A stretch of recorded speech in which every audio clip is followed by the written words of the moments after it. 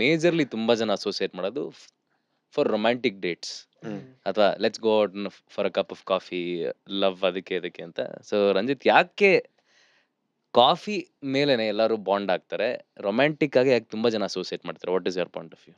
That aromatic feel, ಹಾ you keep it for a longer time and then you drink. So basically they vibe with coffee.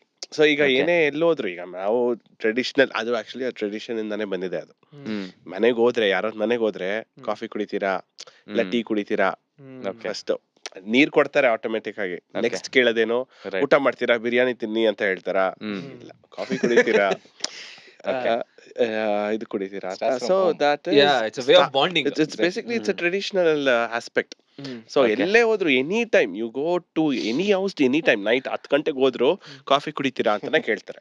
ಹೌದು. So biryani ತಿನ್ನಿ, ಬಿರಿಯಾನಿ ನಿದ್ದೆ ಬರ್ಲಿಲ್ಲ ಅಂದ್ರೂ ಪರವಾಗಿಲ್ಲ, ನಿದ್ದೆ ರಾತ್ರಿ ಬಂದ್ರೆ 10 ಬರಲ್ಲ. ಗಂಟೆಗೆ ಆಮೇಲೆ ಬಿರಿಯಾನಿ ಇದೆಲ್ಲ ಅದು ಆಮೇಲೆ, ಬಟ್ ಫಸ್ಟ್ ಕಾಫಿ ಕುಡಿತೀರಾ ಇಲ್ಲ ಟೀ ಕುಡಿತೀರಾ Yes, ಅಂತ yes. ಕೇಳ್ತಾರೆ. ಅದೇ ಅದು ಮೆಂಟಲಿ ಇದಾಗ್ಬಿಡ್ತಾರೆ ಅವ್ರಿಗೆ. ಅದೇ ಕೇಳ್ಬೇಕು ಅದು. ಬಂದಿದ್ದೀರಾ ಕೆಳಗೆ ಮಲ್ಗಕ್ಕ ಬಂದಿದ್ದೀರಾ? ಬಟ್ ಇದು ನನ್ನ ಶ್ರೀರಕ್ಷಾ ಪಾಯಿಂಟ್ ಆಫ್ ವ್ಯೂ ಬೇಕು.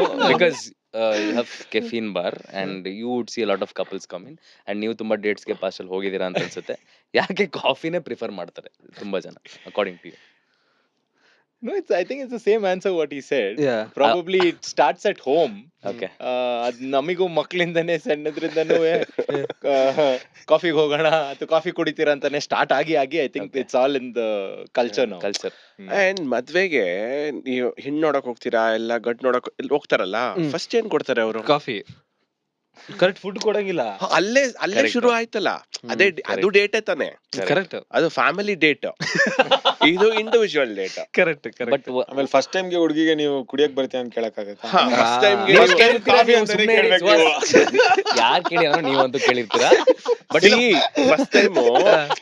ಫಸ್ಟ್ ಟೈಮ್ ನೀವು ಓಕೆ ಫೈನ್ ಓಕೆ ಕಾಫಿ ಕುಡಿಯೋಣ, ಬಟ್ ಕಾಫಿ ಆದ್ಮೇಲೆ ಥಿಂಗ್ಸ್ ಅದು- ವರ್ಕೌಟ್. ಹಾ, ಅಲ್ಲಿಗೆ ಅದು ಎಕ್ಸ್ಟ್ರಾ.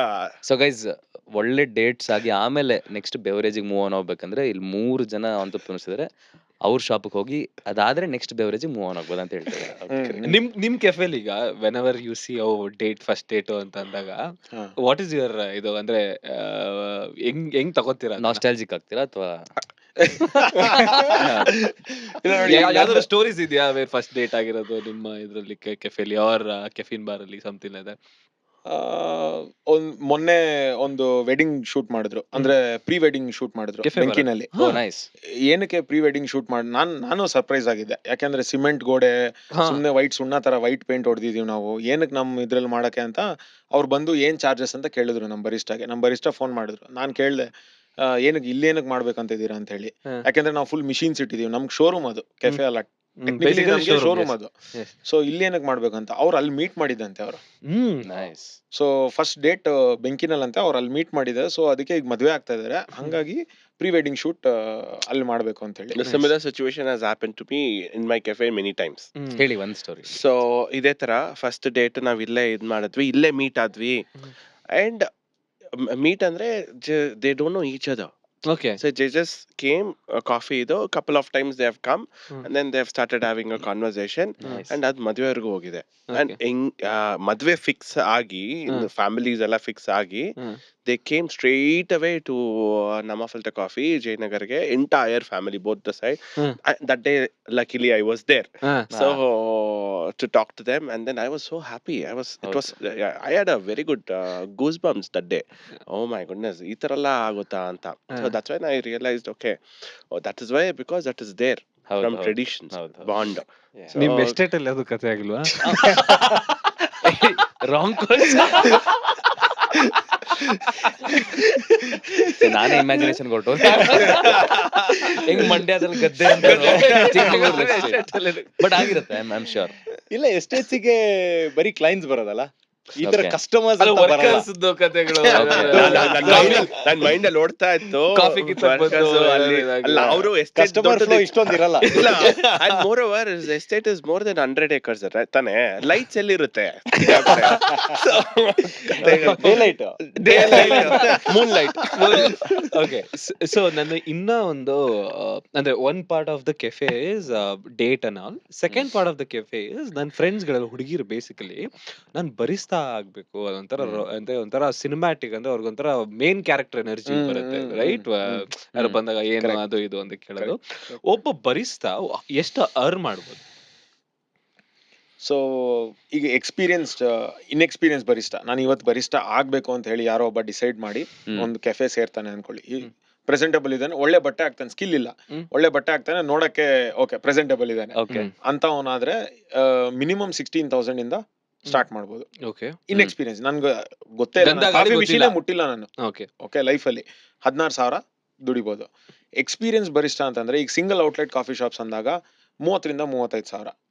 ಬಟ್ ಅದೇ ಕೆಫೆ ಚೈನ್ಗೆ ನಾನು ಕೆಲಸ ಮಾಡ್ತೀನಿ ಎಕ್ಸ್ಪೀರಿಯನ್ಸ್ ಬರಿಸ್ಟಾ. ನಾನು ಎಕ್ಸ್ಪೀರಿಯನ್ಸ್ ಬರಿಸ್ಟಾ ಅಂದಿದ ತಕ್ಷಣ ಅವನು ಇಮಿಡಿಯೇಟ್ ಆಗಿ ಈಗ ಹೇಗಿದೆ ಟ್ರೆಜೆಕ್ಟ್ರಿ ಅಂತಂದ್ರೆ ಎಷ್ಟು ಬೇಗ ಕೆಫೆಸ್ ಓಪನ್ ಮಾಡ್ತಾ ಇದಾರೆ, ಔಟ್ಲೆಟ್ಸ್ ಓಪನ್ ಮಾಡ್ತಾ ಇದಾರೆ ಅಂದ್ರೆ ಒಬ್ಬ ಎಕ್ಸ್ಪೀರಿಯನ್ಸ್ ಬರಿಸ್ಟಾ 30-35,000 ಸೇರಿದ್ರೆ ಒಂದು ಚೈನ್ ಅಲ್ಲಿ ಇನ್ ದ ನೆಕ್ಸ್ಟ್ 6 months 1 ವರ್ಷಕ್ಕೆ ಅವ್ನು 50,000-55,000 ದುಡಿಬೋದು. ಯಾಕಂದ್ರೆ ಅವನು ಒಂದು ಏರಿಯಾ ಮ್ಯಾನೇಜರ್ ಇಲ್ಲ ಟ್ರೈನರ್, ನಂಗೆ ಮ್ಯಾನೇಜರಿಯಲ್ ಪೊಸಿಷನ್ ಬೇಡ, ನಂಗೆ ಟ್ರೈನರ್, ನಂಗೆ ಕಾಫಿನಲ್ಲೇ ಇರಬೇಕು ಅಂತ ಅಂದವನು 50,000 ರಿಂದ 60,000 ಈಸಿಯಾಗಿ ದುಡಿಬೋದು ಇವತ್ತು. ಓಕೆ ಒಂದು 5 ಔಟ್ಲೆಟ್ 10 ಔಟ್ಲೆಟ್ ಇರೋ ಕಾಫಿ ಶಾಪ್ ಆದ್ರೂ ಅವನು 60,000 ತನಕ ದುಡಿಬೋದು.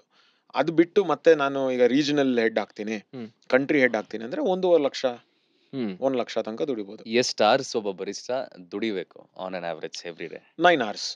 Okay. 9 hours normal 7 days especially Saturday Sunday 6 ಜಾಸ್ತಿ days. ಇರುತ್ತೆ. 6 days 6 days, okay. ಈಗ ಸ್ವಲ್ಪ ಕಾಫಿ ಚೈನ್ಸ್ 2 days ಆಫ್ ಕೊಡ್ತಾ ಇದಾರೆ ಕಾರ್ಪೊರೇಟ್ಸ್ ತರ.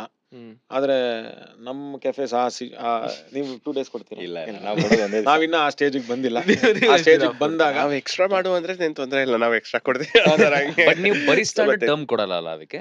ನೋ ವಿ ಕಾಫಿ ಮೇಕರ್ ಅಂತ Coffee ಹೇಳ್ತೀವಿ, masters ಅಂತ ಕಾಫಿ ಬರ್ತಾರೆ. ಮಾಸ್ಟರ್, ಕಾಫಿ ಮೇಕರ್ ಅಂತ. ಸೊ ನಮ್ಮ ಇದ್ರಲ್ಲೂ ಸ್ಯಾಲರೀಸ್ ಇರುತ್ತೆ. Like for me my first employee ಅವನು ಈ came from another coffee place. So ಅವನಿಗೆ ಇನಿಷಿಯಲ್ ಫಸ್ಟ್ ತಗೊಂಡಾದ ದಿಸ್ ವಾಸ್ 4 years ಬ್ಯಾಕ್. ಈ ಬಟ್ ಸ್ಯಾಲರಿ ಎಕ್ಸ್ಪೀರಿಯನ್ಸ್ ಇದ್ದ ಅವನು. ಎಕ್ಸ್ಪೀರಿಯನ್ಸ್ ಇದ್ದ 19 years, ಬಟ್ ಸಾರಿ ಎಕ್ಸ್ಪೀರಿಯನ್ಸ್ ಇದ್ದ 19,000 ಸ್ಯಾಲರಿ ಇತ್ತು. ಟುಡೇ ಈಸ್ ಅರ್ನಿಂಗ್ 45 ನಿಮ್ದ್ರಲ್ಲೇ? 4 years ನಂದ್ರಲ್ಲೇ. Nice. That main guy. So- so ಆತರ ಅವ್ರದ್ದು ಸ್ವಲ್ಪ ಡಿಮಾಂಡ್ಸ್ ಇರುತ್ತೆ, ದೇರ್ ಲೈಫ್ ಸ್ಟೈಲ್ ಆಲ್ಸೋ ಇದು, and moreover they also see right ಎಲ್ಲ, ಅಂಡ್ ಅವನ್ ಕೆಳಗೆಲ್ಲ ಟ್ರೈನ್ ಮಾಡ್ತಾನೆ. ಸೊ ಆತರ ಎಲ್ಲ ಇರೋದಕ್ಕೆ ಬಿಡು. So okay okay okay. So ಅಂದ್ರೆ ಈಗ ಲೈಕ್ ಯು ಸುಹಾಸ್ ಅಂದ್ರೆ ಯು ಸ್ಟಡಿಡ್ ಅಲ್ಲ, ಏನೋ ಸ್ಪೆಷಾಲಿಟಿ ಕಾಫಿ ಅಸೋಸಿಯೇಷನ್ ಅಲ್ಲಿ you did your correct S C ಅಲ್ಲಿ ಡಿಗ್ರಿ ಎಲ್ಲ ಎಲ್ಲಿ ಅದು ಅಂದ್ರೆ ಬೆಂಗಳೂರಲ್ಲಿ ಇದೆಯಾ ಇಲ್ಲಿ? ಇಲ್ಲ. ಸೊ ನಾನು ಓದುವಾಗ ಒಂದು ಸಿಂಗಲ್ ಕಾಲೇಜ್ ಅಂತ ಇರ್ಲಿಲ್ಲ, ಒಂದೊಂದು ಟ್ರೈನರ್ ಒಂದೊಂದು ಟ್ರೈನಿಂಗ್ ಸೆಂಟರ್ ಮಾಡ್ಕೊಂಡು ಒಂದೊಂದು ಸಬ್ಜೆಕ್ಟ್ ಹೇಳ್ಕೊಡ್ತಾ ಇದ್ರು. ಅಂದ್ರೆ ಕೇಕ್ ಬೇಕರ್ ತರ ಕೇಕ್ ಮಾಡಕ್ ಹೇಳ್ಕೊಡ್ತಾರಲ್ಲ, ಬೇಕಿಂಗ್ ಕ್ಲಾಸಸ್ ತರ. ಬೇಕಿಂಗ್ ಅನ್ನಂದ್ರೆ ನಿಮ್ಗೆ ಎಲ್ಲಾನು ಹೇಳ್ತಾರೆ. ನಿಮ್ಗೆ ಸಾರ್ಡೋ ಮಾಡ್ಬೋದು, ಇದ್ ಮಾಡ್ಬೋದು, ಎಲ್ಲ ಹೇಳ್ಕೊಡ್ತಾರೆ. ಇಲ್ಲಿ ಕಾಫಿನಲ್ಲಿ ಹಲವಾರು ಸಬ್ಜೆಕ್ಟ್ಸ್ ಇದೆ. ಓಕೆ. ನಾವು ಕಾಫಿ ಅಂದಾಗ ಒಂದ್ ಸಬ್ಜೆಕ್ಟ್ ಅನ್ಕೊಂತೀವಿ, ಇಲ್ಲ ಒಂದ್ ಸಬ್ಜೆಕ್ಟ್ ಅಲ್ಲ. ನಿಮ್ಗೆ barista separate skill, brewer, roaster, sensory, green coffee. So ಇದು 5 ಬೇರೆ ಬೇರೆ. ಈಗ ಪೋಸ್ಟ್ ಹಾರ್ವೆಸ್ಟ್ ಪ್ರಾಸೆಸಿಂಗ್ ಇನ್ನೊಂದು ಸಬ್ಜೆಕ್ಟ್, ಅದು ಎಸ್ಟೇಟ್ ಲೆವೆಲ್ ನಲ್ಲಿ, ರೈಟ್. ಸೊ ನಾನು ಓದ್ಲಿಕ್ಕೆ ಸ್ಟಾರ್ಟ್ ಮಾಡಿದಾಗ ಒಂದು ಕಡೆ ಕಾಲೇಜ್ ಇರ್ಲಿಲ್ಲ, ಒಂದು ಕಾಲೇಜ್ ಎಲ್ಲ ಸಬ್ಜೆಕ್ಟ್ಸ್ ಹೇಳ್ಕೊಡ್ತಾ ಇರ್ಲಿಲ್ಲ. ಒಬ್ಬೊಬ್ರು ಒಂದೊಂದು, ಆವಾಗ ಇದ್ದಿದ್ದು ರೂಲ್ ಹಾಗೆ. ಈಗ ನಾನ್ ಬ್ರೂಯಿಂಗ್ ಟ್ರೈನರ್ ಆದ್ರೆ ನಾನು ರೋಸ್ಟರ್ ಟ್ರೈನರ್ ಆಗಕ್ಕಾಗಲ್ಲ. ಸೊ ಒಬ್ಬೊಬ್ರು ಒಂದೊಂದು ಸ್ಕೂಲ್ ಮಾಡ್ಕೊಂಡಿದ್ರು. ಸೊ ನಾನೊಂದು ಫ್ರೆಂಚ್ ಕಾಫಿ ಕಂಪ್ನಿಗೆ ವರ್ಕ್ ಮಾಡ್ತಾ ಇದ್ದೆ.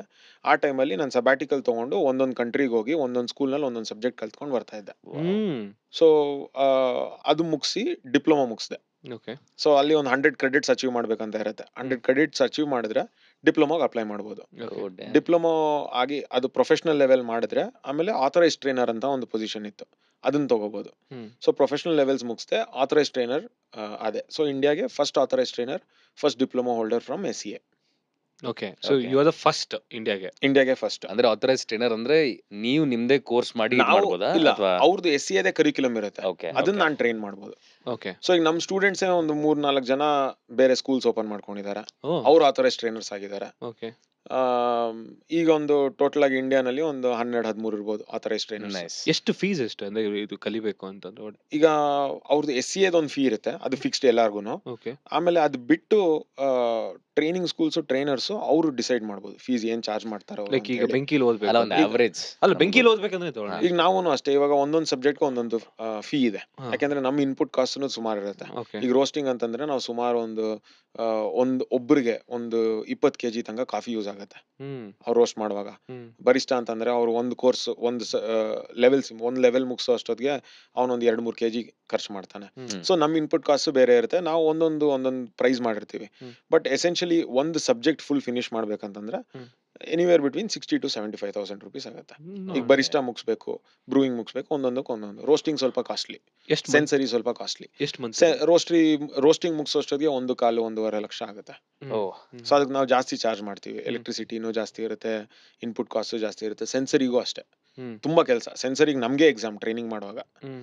ಅದನ್ನ ಎಕ್ಸಾಮ್ ಸೆಟಪ್ ಮಾಡಕ್ಕೇನೆ ನಮ್ಗೆ 2-3 ದಿವಸ ಪ್ರಿಪ್ರೇಷನ್ ಬೇಕು. ಹ್ಮ್. ಸೊ ಹಂಗಾದ್ರಿಂದ ನಾವು ಅದಕ್ಕೆಲ್ಲ ಸ್ವಲ್ಪ ಜಾಸ್ತಿ ಚಾರ್ಜ್ ಮಾಡ್ತೀವಿ. ಅಲ್ಲಿ ಎಷ್ಟು ಮಂತ್ ಟ್ರೈನಿಂಗ್ ಇರುತ್ತೆ ಈಗ? ಇದೆಲ್ಲ ಸ್ಪ್ಲಿಟ್ ಆಗಿರುತ್ತೆ, ಎಲ್ಲ 2-3 days ಒಂದೊಂದು ಲೆವೆಲ್ ಸ್ಪ್ಲಿಟ್ ಆಗುತ್ತೆ. ಓಕೆ.